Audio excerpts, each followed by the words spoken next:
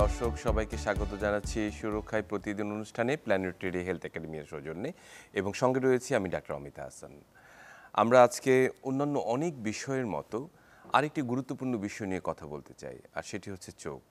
আমরা জানি যে চোখের আলোয় দেখেছিলাম চোখের বাহিরে, চোখ যে মনের কথা বলে, এবং একই সঙ্গে অন্ধজনে দেহ আলো। এই যে সবগুলো প্রবাদ বিভিন্ন সময়ে বিভিন্ন গান চোখ নিয়ে রচিত হয়েছে, এবং আমরা বলি যে চোখের সৌন্দর্য বা চোখের দেখার যে সৌন্দর্য সেটি কিন্তু আসলে আমাদের সব কিছু উন্মুক্ত করে দেয়। বিভিন্ন কবি সাহিত্যিক সবাই চোখ নিয়ে কবিতা লিখেছেন, গান লিখেছেন, গল্প লিখেছেন, কিন্তু এই চোখের যত্ন নিয়ে কতজন ভাবেন? প্রতিদিন যে চোখের যত্নটির প্রয়োজন হয় দৃষ্টিশক্তি রক্ষার্থে আমাদের যা প্রতিদিন করা দরকার অথবা প্রতিটি সময়ের সাথে করা দরকার, সেটি কি আমরা করছি? আমাদের দৃষ্টিশক্তি কি আগের মতোই আছে না পরিবর্তিত হচ্ছে? এই সবগুলো প্রশ্নের উত্তর নিয়ে আমরা আজকে উপস্থিত হতে চাই আপনাদের সামনে, এবং এই একই সঙ্গে আমরা সেই জন্য আলোচনার জন্য আমন্ত্রণ জানিয়েছি ডাক্তার মমিনুল ইসলামকে, যিনি সিনিয়র কনসালটেন্ট ও সহযোগী অধ্যাপক এবং বিভাগীয় প্রধান, রেটিনা বিভাগ ও ইউভাইটিস ক্লিনিক, ইস্পাহানি ইসলামিয়া চক্ষু ইনস্টিটিউট ও হাসপাতাল। জি, আসসালামু আলাইকুম ডাক্তার মমিনুল, স্বাগত আমাদের। আপনাদের ধন্যবাদ আপনাকে। আমরা যে কথাগুলো বলছিলাম যে আমি একবার অনেক জায়গায় আমরা দেখি যে শরীরে অনেক ভাইটাল অর্গান রয়েছে যেটি ছাড়া আমাদের বেঁচে থাকা সম্ভব না।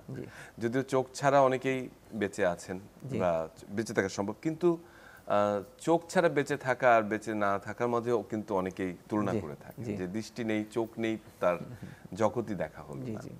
তো এই জগৎ দেখার জন্য প্রতিদিন অনেক রঙিন রঙিন স্বপ্ন, অনেক রঙিন রঙিন ফুল, প্রকৃতি, মানুষের হাহাকার, সেই চোখকে নিয়ে কাজ করেন আপনারা।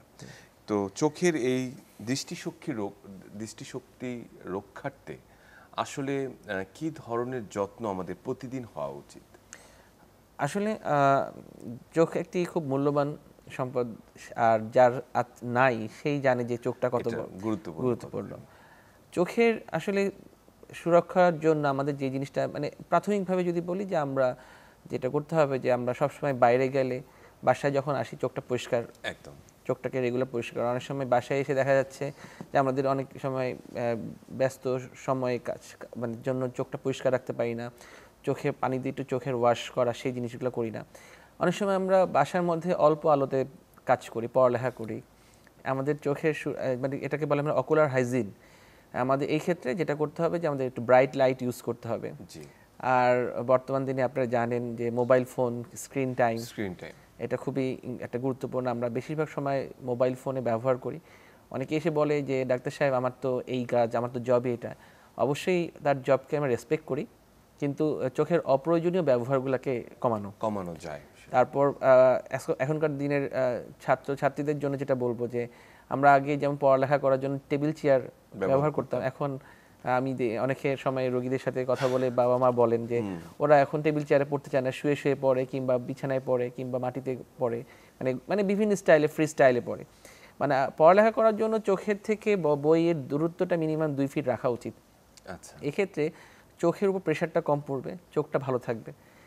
আর সবচেয়ে বড় কথা, যাদের ডায়াবেটিক্স এবং যাদের উচ্চ রক্তচাপ আছে তারা যদি এই জিনিসটা নিয়ন্ত্রণে থাকে এবং শরীরের কোলেস্টেরল লেভেল, ট্রাইগ্লিসারাইড লেভেল যদি ঠিক রাখে, তাহলে চোখের মানে মানে মানে কঠিন রোগগুলো হওয়া থেকে চোখকে আপনি রক্ষা করতে পারবেন। অবশ্যই, মানে এটা আমরা প্রতিদিনের যত্ন সম্পর্কে জানতে চাইলাম যে বাইরে গেলাম, এসে চোখটা একটু পানি দিয়ে। আরেকটা জিনিস অ্যাড করতে চাই, সেটা হচ্ছে হলো যে আমরা বাইরে একটু সানগ্লাস ব্যবহার করা, একটা তীব্র রোদে, বিকজ এখানে আলট্রাভায়োলেট যেখানে আছে, এই এখনকার বর্তমান ওয়েদার যেই অবস্থা, যে আমাদের তাতে কি হয় যে চোখে ছানি পড়ার প্রবণতাটা, তার চোখে টেরিজিয়াম নামের একটা সমস্যা আছে, যে চোখের মাংসপিণ্ড তৈরি হয়। অতিরিক্ত রোদে যারা বেশিরভাগ সময় থাকতে হয়, তারা যদি সানগ্লাসটা ব্যবহার করার অভ্যাস করে ভালো, তাহলে চোখটা কিন্তু অনেকটা প্রোটেকশন, ধুলাবালি, অ্যালার্জিক কনজাংটিভাইটিস, এই জিনিসগুলো আপনার অনেক প্রিভেন্ট করবে। জি, খুবই চমৎকার করে বললেন। এবং আমি আসলে চোখ তো একটি ক্যামেরার মতো, জি অবশ্যই, যেটা আমরা বলি, এবং এর পাওয়ার রয়েছে, লেন্স রয়েছে, যেখানে প্রতিবিম্বটি পড়ছে, যেটি রেটিনা আপনি বলছেন, এবং সবচেয়ে মেইন যেটা হচ্ছে রেটিনাল, যে আমরা অপটিক নার্ভ, যেটি দিয়ে আমাদের ব্রেনের মধ্যে সেন্সেশনটি যাচ্ছে। তো আপনি রেটিনা নিয়ে মূলত কাজ করে থাকেন, বা ইউভাইটিস এবং রেটিনার অংশ নিয়ে কাজ করে থাকেন।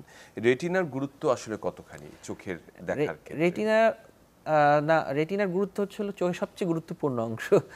যে অনেকে দেখা যায় ছানি অপারেশন করার পরে দেখে যে চোখে দেখছে না, কারণ তার রেটিনা ড্যামেজ।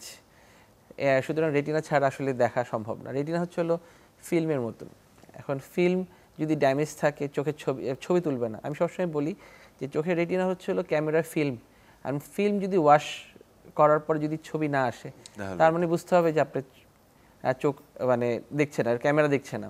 তা আমাদের ক্যামেরার সেই ফিল্মটা যদি না থাকে কিংবা ড্যামেজ থাকে, ছবি কখনোই ভালো আসবে না। আর ফিল্ম যখন ভালো থাকবে তখনই ওই জিনিসটা অপটিক নার্ভের মাধ্যমে ব্রেনে যাবে, ব্রেন তখন তাকে একটা সিগন্যাল কিংবা কন্ট্রোল করবে। যেমন আমরা যখন চোখে দেখি, এটা যেমন এই সামনে একটা গ্লাস আছে, আমি চোখে দেখছি আমি পানি খাবো, যখন কমান্ড করছে তখন আমি গ্লাসটা নিচ্ছি। আমি যদি চোখে না দেখি, আমি কিন্তু মানে বিভিন্ন জায়গায় হাত দিব যে পানিটা কোথায়। সো রেটিনা ছাড়া মানে সম্ভব না দেখা এই জায়গাটি। তো রেটিনা যত্নের আগে আমরা যেটি আসতে চাই সেটি হচ্ছে যে আমরা বিভিন্ন রোগের সাথে রেটিনার একটি সম্পর্ক রয়েছে। আমরা একেবারেই শুরু থেকেই ছোটবেলা থেকে শুরু করি। বিশেষ করে অনেকেই জন্মের সময় কিন্তু প্রবলেম বা চোখের সমস্যা নিয়ে জন্মায়। আমরা বিভিন্ন জায়গায় দেখেছি, নবজাতক শিশু আমরা বলি, নবজাতক শিশু যারা রয়েছে, এবং তাদের এই রেটিনার পরীক্ষার জন্য বিশেষ স্ক্রিনিং এর জন্য কিছু উপায় রয়েছে, যেটিতে শুরুতেই শনাক্ত করা সম্ভব। অনেক ক্ষেত্রে যদি খুব দ্রুত চিকিৎসা শুরু করা যায় তাহলে হয়তো সেটি নিরাময়ও সম্ভব। জি, এটা আসলে আমরা বলি যে যাদের ওজন 2 কেজির নিচে কিংবা 2000 গ্রামের নিচে, প্রিম্যাচুর বেবি 35 সপ্তাহের আগে জন্মগ্রহণ করে, তাদেরকে আমরা প্রিম্যাচুর বেবি বলছি। এইসব প্রিম্যাচুর বেবিদের চোখের রেটিনাটা ম্যাচিউর হয় না জন্মের সময়। এই সময় যখন আমাদের অক্সিজেন দেওয়া হয়, তাদের দেখা যাচ্ছে এরকম প্রিম্যাচুর বেবিদের বিভিন্ন জন্ডিস হয়, অনেক সময় একটু ইনফেকশন ডেভেলপ করে, তাকে ফটোথেরাপি, বিভিন্ন রকম এই ধরনের কন্ডিশনে আমাদের কিছু শরীর থেকে VGF, vascular endothelial growth factor release হয়, যেগুলো কিছু নিউ ভেসেলস তৈরি করে, যেটা মানে দুর্বল রক্তনালী। এই রক্তনালীগুলো থেকে ব্লিডিং হয় এবং রেটিনা তখন প্রিম্যাচুরিটি থাকার কারণে, রেটিনা ভালোভাবে তৈরি না হওয়ার কারণে রেটিনা আর জায়গা থাকে না, ওখান থেকে রক্তক্ষরণ হয়, রেটিনার ডিটাচমেন্ট হয়ে যায়। এই ক্ষেত্রে আমাদের যদি বাচ্চার চোখের অন্ধত্ব রক্ষা করতে চান, তাহলে এই প্রিম্যাচুর বেবিদেরকে অবশ্যই জন্মের 1 মাসের মধ্যেই চোখের স্ক্রিনিং করতে হবে। এবং স্ক্রিনিং করে প্রয়োজনীয় চিকিৎসা, যেমন আমরা লেজার থেরাপি আছে, কখনো ইনজেকশন থেরাপি দিতে হয়, এই জিনিসগুলোর মাধ্যমে চোখের আমরা 1 মাসের মধ্যে এটা চিকিৎসা করতে পারলে এটা অন্ধত্ব রোধ করা যাবে। এর পরবর্তীতে যদি অন্ধত্ব রোধ করা যায়, ভবিষ্যতে রোগীকে, বাচ্চাটাকে রেগুলার চোখের পাওয়ার চেক করতে হবে। তখন এই ধরনের পেশেন্টগুলো বেশিরভাগই মাইনাস পাওয়ার যুক্ত মানে হয়, সাধারণত মাইনাস পাওয়ারে চশমা পড়তে হয়, এবং ওই দেখা যাচ্ছে রক্ষা করা হলো কিন্তু পরবর্তীতে তাকে ফলো আপ করা হলো না, তাহলে কিন্তু রেজাল্টটা ওই একই রকম থাকে। কিন্তু একটা জিনিস মাথায় রাখতে হবে যে আমি সবসময় বলি, আজকে এই প্রোগ্রামের মাধ্যমে আমি এবার বলবো যে শুধু বাবা মাদের না, আমি ডাক্তারদের যারা বলবো, যারা গাইনোকোলজিস্ট আছেন, যারা নিউনেটোলজিস্ট আছেন, তাদের কাছে যখন এরকম প্রিম্যাচুর বেবি পাবেন, তারাও যেন তার বাবা মাকে বলেন। কারণ আমরা জানি যে আমাদের কাছে বাবা মারা যখন আসেন তখন আমাদেরকে বলে নাই তো কখনো যে 1 মাসের মধ্যে বাচ্চাকে এটা গুরুত্ব সহকারে বলতে হবে। তাহলে বলে দিতে হবে যে অবশ্যই আপনি রেটিনা স্পেশালিস্টের কাছে আরওপি স্ক্রিনিংটা করে নেবেন। বাংলাদেশে এখন অনেক জায়গায় হচ্ছে, ইসলামী আই হসপিটাল, তারপর বঙ্গবন্ধু শেখ মুজিব মেডিকেল কলেজ, ইউনিভার্সিটিতে, জাতীয় চক্ষু বিজ্ঞান ইনস্টিটিউশন, বারডেম, এরকম বিভিন্ন সেন্টারে এখন আরওপি স্ক্রিনিং করছে, আমাদের রেটিনা স্পেশালিস্ট আছেন। এবং শুধু রেটিনা স্পেশালিস্ট ছাড়াও এখন মানে সরকারিভাবেও কিংবা বাইরে সাইট সেভার্স থেকেও, বিভিন্ন অরবিস থেকেও আমাদের এই আরওপি স্ক্রিনিং মানে রোগীদেরকে তৈরি করা হচ্ছে, গুরুত্ব দেওয়া হচ্ছে, এবং ডাক্তারদের তৈরি করা হচ্ছে যে আরওপি স্ক্রিনিং করে আরওপি বেবিদেরকে কীভাবে রক্ষা করতে হয়। সুতরাং এটা এখন বর্তমানে একটা বার্ডেন। আর বাচ্চাদের আরেকটা যেটা হয়, কনজেনিটাল ক্যাটারেক্ট বা জন্মগতভাবে ছানি, আবার কনজেনিটাল গ্লুকোমা হয়, জন্মগতভাবে চোখের প্রেশারটা বেশি, এবং অনেক সময় বাচ্চাদের জন্মগতভাবে চোখের টিউমার হয়, রেটিনোব্লাস্টোমা, এই ধরনের সমস্যাগুলো, যেটা এগুলো আমরা আসলে প্রাইমারিলি স্ক্রিন করতে পারি। সো এটা খুব ভীষণ গুরুত্বপূর্ণ যে যারা প্রিম্যাচিউর বেবি বা লো বার্থ ওয়েট বেবি, তাদের ক্ষেত্রে স্ক্রিনিংটা বেশি জরুরি, বেশি 1 মাসের মধ্যে, এটা বাচ্চাদের 30 ডেজ। খুবই চমৎকার করে বললেন। এই বিষয়টি নিশ্চয়ই আমরা আমাদের স্মরণে রাখবো, যারা চিকিৎসার সাথে যুক্ত আছেন তারা নিশ্চয়ই মাথায় রাখবেন এই বিষয়ে। আমরা যে বিষয়টি বলতে চাই যে আমরা তো জানি যে ঢাকা এখন দূষিত শহরের তালিকায় একেবারেই মানে মানে শীর্ষস্থানে আছে। অনেক সময় বাইরে যেতে গেলে দেখা যাচ্ছে যে বাইরের যে ধুলো বালি, তারপরে হচ্ছে কালো ধোঁয়া, অনেক ক্ষেত্রে যে ডাস্ট যেগুলো আছে এগুলো চোখের ভীষণ ক্ষতি করছে। এবং অনেক সময় আমরা দেখছি যে যে সিচুয়েশনাল যে কিছু জিনিস রয়েছে, অনেক সময় যে টিয়ার শেলের ধোঁয়াও চোখের মধ্যে ঢুকতে পারে, বা অনেক সময় যে কেউ এই পরিস্থিতি পড়ে যেতে পারে। এই ধরনের ক্ষেত্রে আসলে কি করণীয় রয়েছে, বা চোখে ওয়াটারিং হচ্ছে প্রচুর পরিমাণে? আসলে যেটা আপনি প্রথমে যেটা বললেন যে ধুলাবালি, হ্যাঁ বাংলাদেশে এখন মানে ঢাকা শহরে বিশেষ করে ধুলাবালির পরিমাণ, বিকজ আমাদের যানবাহনের পরিমাণ বেশি, যানজটে গাড়িগুলো দাঁড়িয়ে থাকে অনেকক্ষণ দীর্ঘ সময়।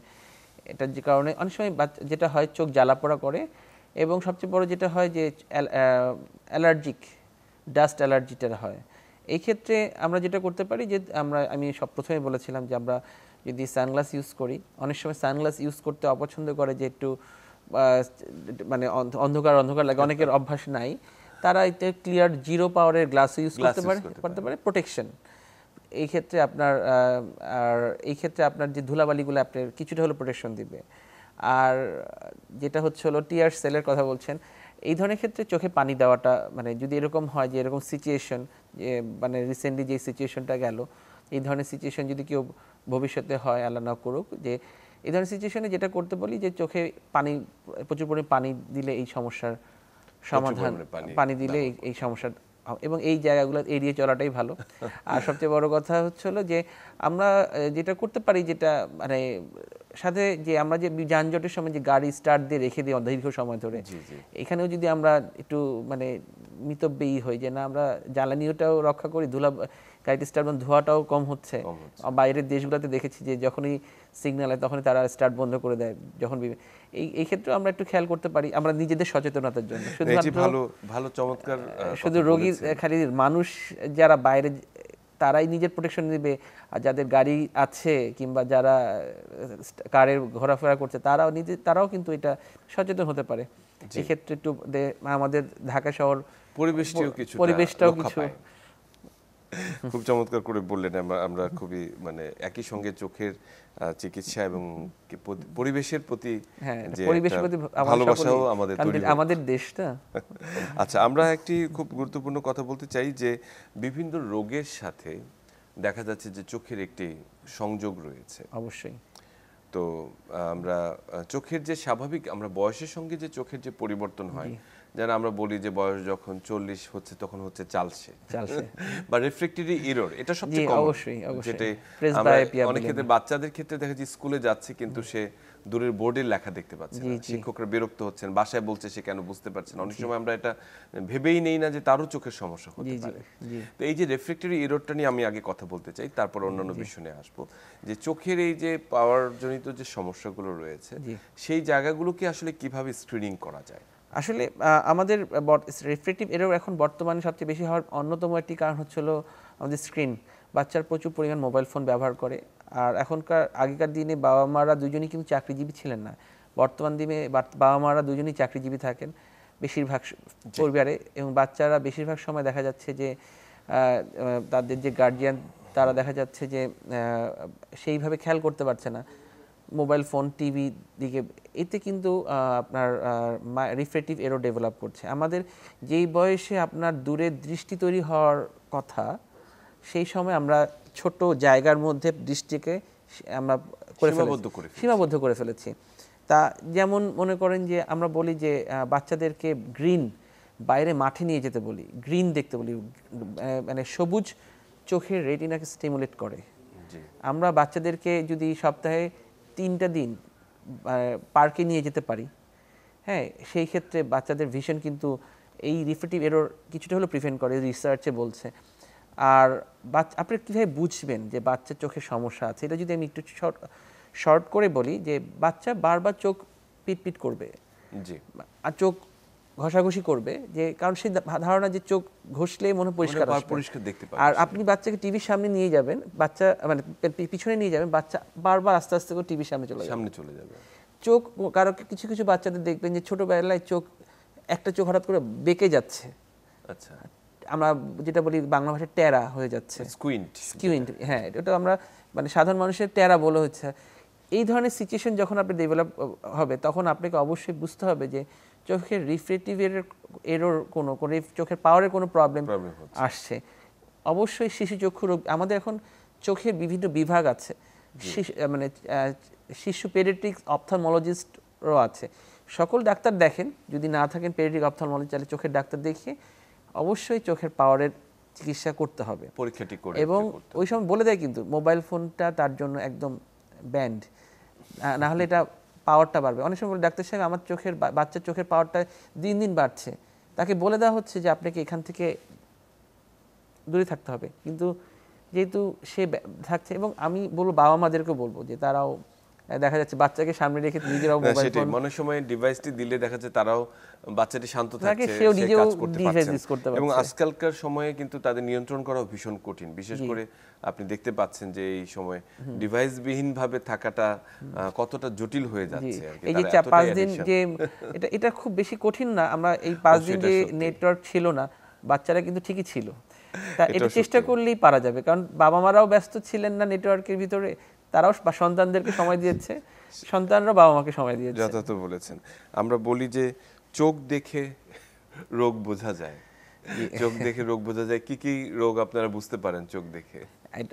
স্বাভাবিকভাবে চোখ দেখে তো আপনি মনে করেন যে আমরা জন্ডিস আছে কিনা আমরা চোখ দেখে বুঝতে পারি, চোখ দেখে আর মানুষের রক্ত শূন্যতা আছে কিনা দেখতে পারি। চোখ লাল হয়ে থাকলো, এই চোখ লাল হওয়ার বিভিন্ন কারণ থাকতে পারে। চোখ লাল হওয়ার অন্যতম কারণ হতে পারে যে একটা অ্যালার্জি, মানে চোখে অ্যালার্জি হলে সাধারণত 2 চোখ একসাথে চোখ লাল হয়।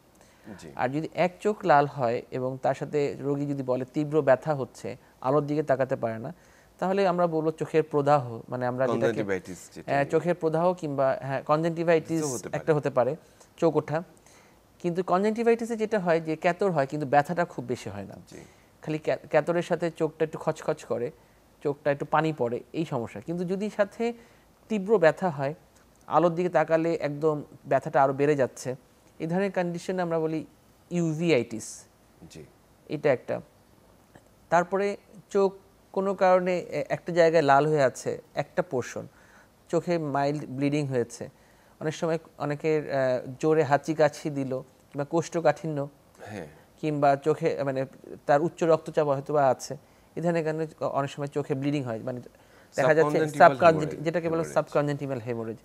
এই ধরনের কন্ডিশনগুলোতে আমরা চোখ দেখে আমরা বুঝতে পারছি, যেমন চোখ বাঁকা, চোখ টেরা হয়ে আছে, কিংবা চোখের ছবি, অনেক সময় দেখবেন যে বাচ্চাদের ছবি তুলতে গেলেন একটা চোখে নর্মাল আর একটা চোখে সাদা লাগছে, ক্যাটসাইয়ের মতন।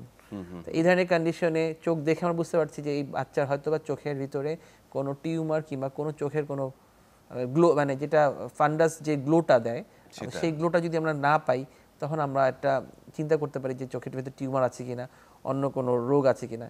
তো চোখ দেখে আসলে সত্যি কথা অনেক কিছুই বোঝা যায়, অনেক কিছু বোঝা যায়। এমনকি চোখের যদি অনেক সময় চোখের মণি যেটা আমরা বলছি পিউপিল, সেটিরও যদি তারতম্য থাকে, তাহলে সেটিও কিন্তু একটি সাইন আমাদের। পিউপিল তারতম্য থাকলে বোঝা যায় ব্রেইনের সাথে কোনো সম্পর্কিত আছে কিনা।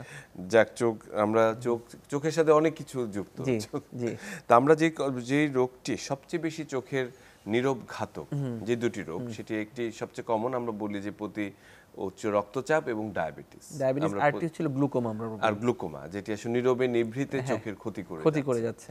তো এই নীরব ঘাতকদের হাত থেকে রক্ষা করার জন্য আমরা এই মুহূর্তে কথা বলতে চাই, বিশেষ করে ডায়াবেটিসে আক্রান্ত যে রোগীরা রয়েছেন তাদের চোখের যত্নটি আসলে কিভাবে নিতে হবে, কতদিন পর পর তাদের চোখের পরীক্ষা করতে হবে, কি ধরনের পরীক্ষা করতে হবে? খুব ভালো একটি প্রশ্ন, যে ডায়াবেটিস রোগীদের চোখের যত্নটা আসলে নির্ভর করে ওই রোগীর উপরে।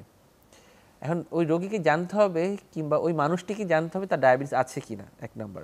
এই জন্য তাকে একটা রেগুলার, মানে একটা 6 মাস পর পর তার কিছু রুটিন ইনভেস্টিগেশন, ব্লাড ইনভেস্টিগেশন করতে হয় যদি তার ফ্যামিলিতে ডায়াবেটিস থাকে। আর 40 বছর বয়স হয়ে গেলে এটা মাস্ট। তার ডায়াবেটিস যদি থেকে যায়, তাকে প্রতি 6 মাস অন্তর অন্তর চোখের রেটিনা পরীক্ষা করা উচিত আমি মনে করি।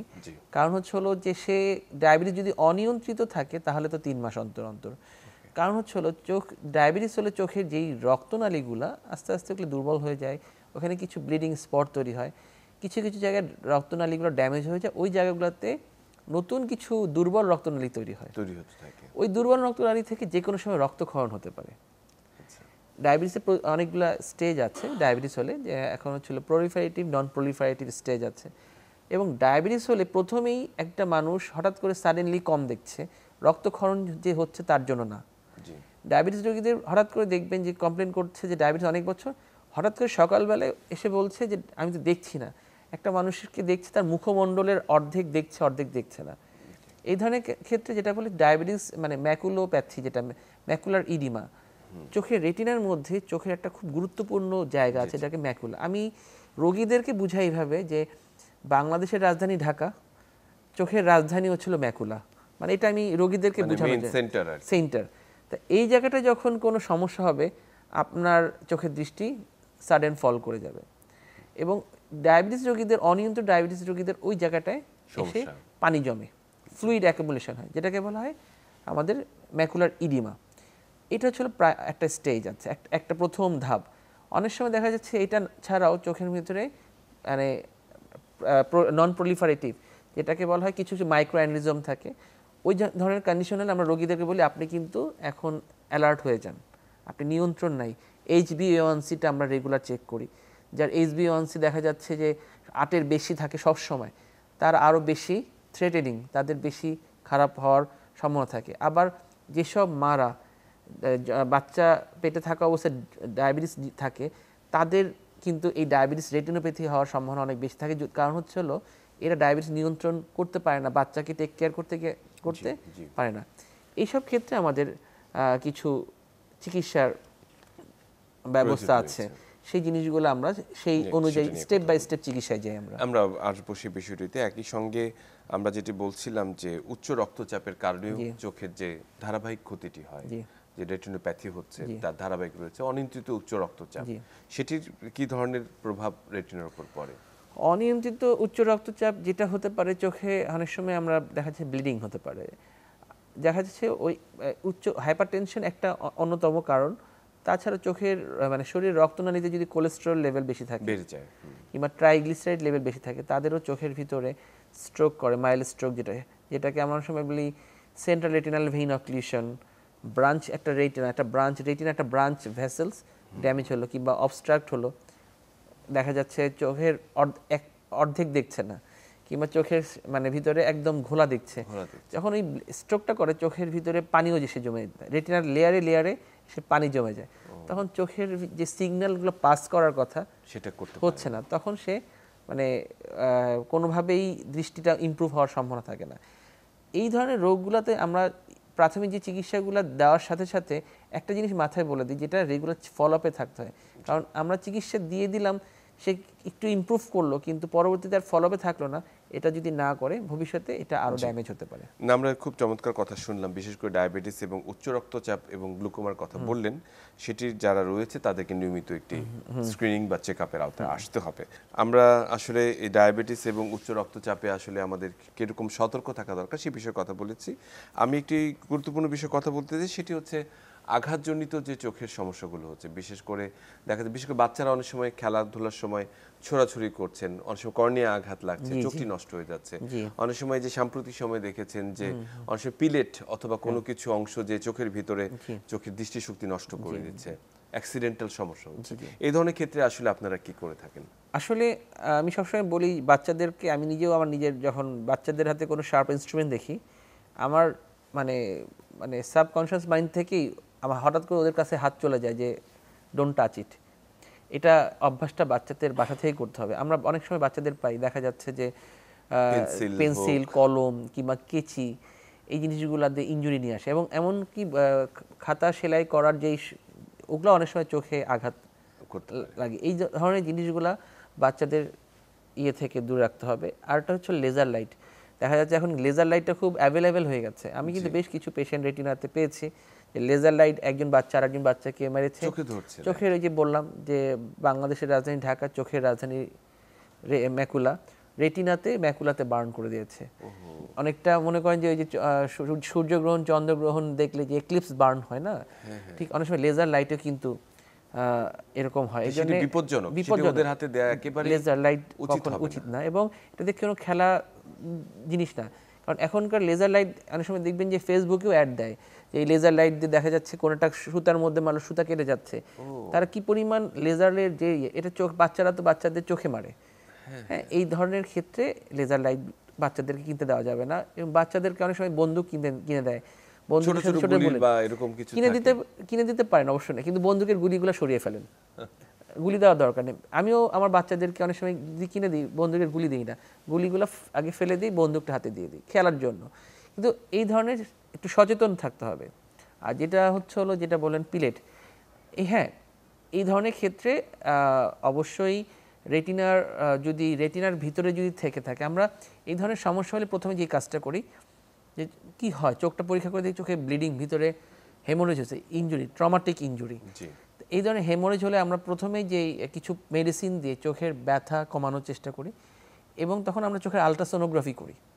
চোখের আলট্রাসোনোগ্রাফি করে দেখার চেষ্টা করি যে চোখের ভিতরের রেটিনা ডিটাচমেন্ট হয়েছে কিনা, কিংবা চোখে কী পরিমাণ রক্তক্ষরণ হচ্ছে কিনা, এবং সাথে তাকে একটা এক্সরে দিই, এক্সরে করে দেখি যে ওই পিলেটের অবস্থানটা কোথায়। যদি অবস্থানটা চোখের ভিতরে থাকে তাহলে আমাদের ভিট্রেক্টমি, যে রেটিনা সার্জারি আমরা যেটা করি বিভিন্ন সময় আমরা বের করেছি আলহামদুলিল্লাহ সফলতার সাথে, কিন্তু চোখটাকে সেভ করা যায়, কিন্তু ভিশন যেটা আমাদের দৃষ্টি সেটা আসলে কখনোই গ্যারান্টি দেওয়া যায় না। যদি চোখের স্পর্শকাতর জায়গায় লেগে থাকে তাহলে ভিশনটা চলে যায়, চোখটাকে রাখা যাবে। জি জি, তো অসংখ্য ধন্যবাদ। আমরা আসলে আজকে আমাদের অনেক কিছু জানার ছিল, নিশ্চয় আমরা ভবিষ্যতে নিশ্চয়ই আমরা জানবো। তবে চোখ নিয়ে আমরা ছোট দুটি কথা যদি শুধু শুনতে চাই, যে একেবারেই আসলে আমরা প্রতিদিন কি করতে পারি। চোখে আমরা রেগুলারলি আমাদের চোখটাকে পরিষ্কার রাখবো, আমরা মানে অ্যাডিকুয়েট লাইট থাকতে হবে, বাইরে থেকে আসলে চোখ পরিষ্কার করতে হবে, আর চোখের অপ্রয়োজনীয় ব্যবহার থেকে রোধ করব, এবং বাচ্চাদেরকে স্ক্রিনিং টাইম কমাতে হবে। হ্যাঁ, স্ক্রিন টাইম। আর বাচ্চাদেরকে অবশ্যই সপ্তাহে মিনিমাম 3 দিন হলে পার্কে নিয়ে যাবেন যেন সবুজ দেখতে পারে। অসংখ্য ধন্যবাদ ডাক্তার মোমেন। আমরা অনেক অনেক গুরুত্বপূর্ণ তথ্য, বিশেষ করে সুন্দর চোখের যত্নের জন্য, দৃষ্টি রক্ষার জন্য অনেক কিছু জানলাম আপনার কাছ থেকে। ভবিষ্যতে নিশ্চয়ই আমরা কথা বলবো আবার। সুপ্রিয় দর্শক, আমরা যে চোখ দিয়ে আমরা পৃথিবী দেখি, আমরা পৃথিবীর আলো দেখি, সৌন্দর্য দেখি, সে চোখের রক্ষা করার দায়িত্ব কিন্তু আমাদের সর্বদাই, এবং এই বিষয়ে কিন্তু কোনো ধরনের ছাড় নয়, কোনো অবহেলা নয়। কাজে যখনই আপনার দৃষ্টিশক্তির সমস্যা হচ্ছে এবং যাদের ডায়াবেটিস রয়েছে, উচ্চ রক্তচাপ রয়েছে, তারা নিয়মিত চোখের যত্নটি নেবেন, চক্ষুর বিশেষজ্ঞের কাছে যে প্রতি 6 মাস পর পর চোখটিকে পরীক্ষা করাবেন। আপনার চোখের সুরক্ষার জন্য আমরা আপনাদের সঙ্গে রয়েছি। ভালো থাকবেন, সুস্থ থাকবেন।